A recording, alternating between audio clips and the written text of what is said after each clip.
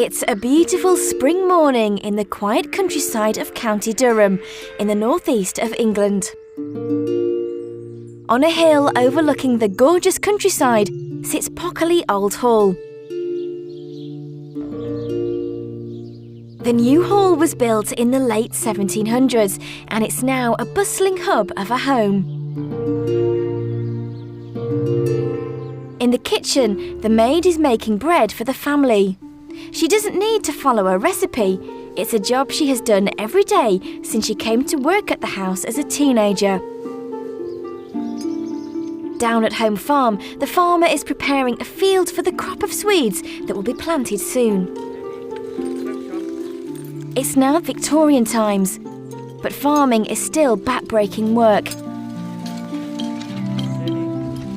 In a time before tractors, the farmer relies on his workhorses and his own skill and experience to get the job done. Of course, none of this is real, but this is how life used to be in the northeast of England in the past. This is Beamish, the living museum of the north. Visitors come here to see how people used to live, eat, travel and work in the period from the 1820s to the early 1900s. Situated close to the city of Newcastle, Beamish is one of the most popular museums in the UK, with close to 500,000 visitors every year. And the museum's success is not exceptional. In modern times, there seems to be something of a resurgence in interest in how we used to live.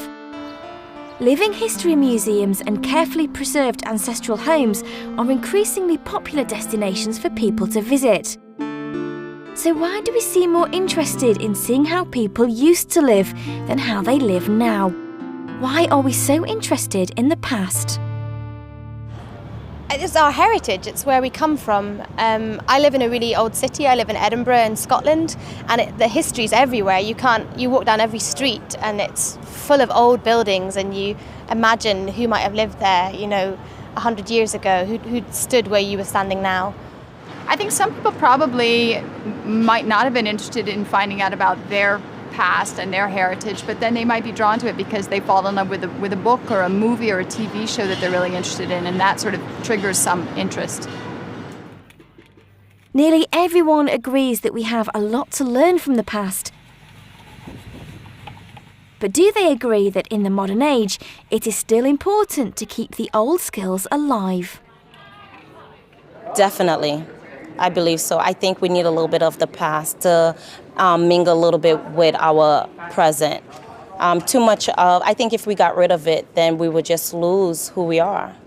I think old skills in terms of cooking and baking will always be important in day-to-day life, but plowing with horses and knitting may not be as important. I think it's a great skill to have, but given modernization of technology and mass production of things, I think many of those skills are probably going to go by the wayside into the future.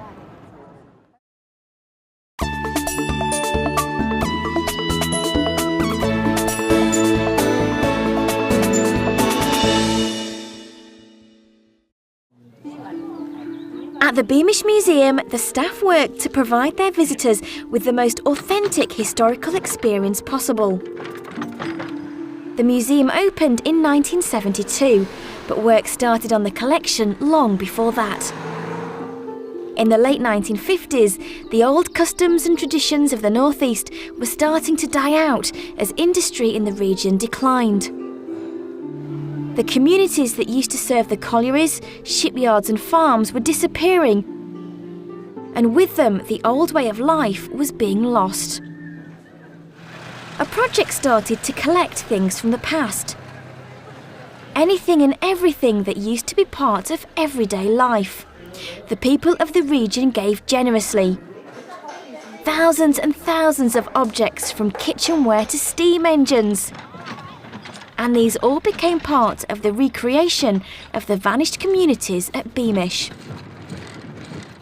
Today, at the centre of the 300-acre site is the recreation of a town from the turn of the century. The town is complete with homes, shops where you can buy handmade sweets, and even a local dentist.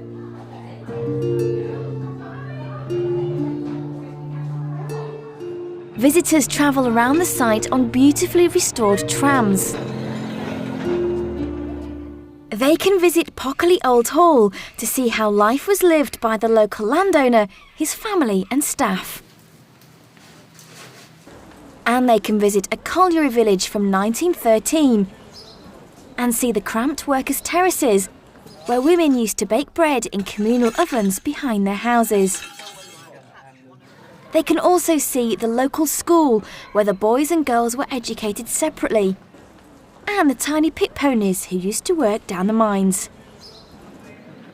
Visitors can even get an authentic taste of the past from this takeaway where the cooking is still done with coal fires, just like it used to be. And the fish and chips are just as popular and delicious as they have always been. And more than just a museum, Beamish has become an invaluable educational resource. As well as offering its visitors a glimpse into how life used to be lived, it helps to preserve and pass on old skills through a range of short courses. The old ways are all brought to life by the costumed demonstrators who work at the museum. It's their job to interact with the visitors, to provide insight and explanations of the world around them.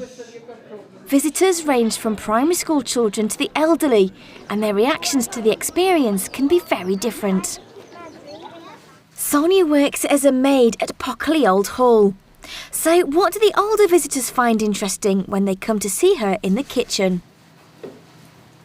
Really, they're interested in the things that they can remember from their childhood or from their grandmother's house. So it's, oh, I used to have one of those, or I can remember when we used to use this. You know, a lot of things, although we're set in the 1820s, a lot of things carried on until early last century. So things, you know, if things weren't broke, you didn't replace them. So things went from generation to generation to generation. And how is this different from her younger visitors?